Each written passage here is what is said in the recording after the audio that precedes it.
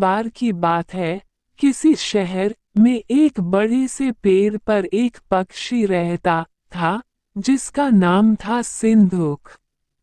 सबसे चौंकाने वाली बात ये थी कि उस पक्षी का मल सोने में बदल जाता था।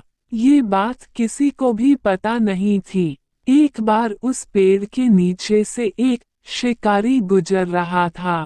शिकारी उस पेड़ के नीचे आराम करने के लिए ठहरा।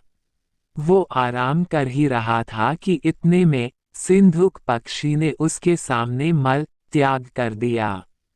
जैसे ही पक्षी का मल जमीन पर पड़ा, वो सोने में बदल गया।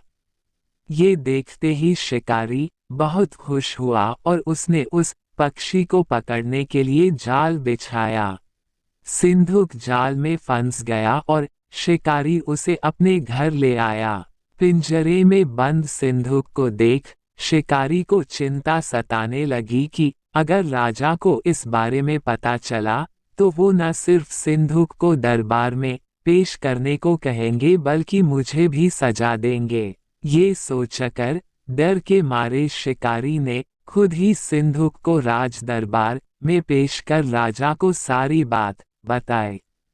राजा ने आदेश दिया कि सिंधुक को सावधानी से रखा जाए और उसे अच्छे से खाना खिलाया जाए। ये सब सुनने के बाद मंत्री ने राजा को कहा, आप इस बेवकूफ शिकारी की बात पर भरोसा मत कीजिए। कभी ऐसा होता है क्या कि कोई पक्षी सोने का मल त्याग करे?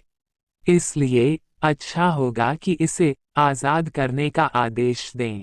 मंत्री की बात सुनकर राजा ने चिड़िया को आजाद करने का आदेश दिया।